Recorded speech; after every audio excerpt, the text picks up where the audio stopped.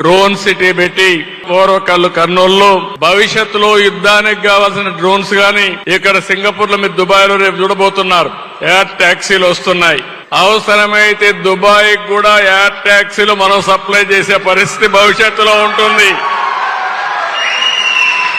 అన్ని use cases కూడా తయారు చేయడం, పైలట్లు తయారు చేయడం, రిమోట్ కంట్రోల్ డ్రోన్ ఎట్టు వాడాలను వాడడం, ఇవన్నీ కూడా తొందరలోనే మనం లాంచ్ చేసే పరిస్థితికి వస్తాం. ఎలక్ట్రానిక్ సిటీ, ఏరోస్పేస్ సిటీ ఇలాంటివన్నీ చేసి ఇంకో పక్కన గ్రీన్ హైడ్రోజన్ హబ్ గా మనం తయారు చేయబోతున్నాం.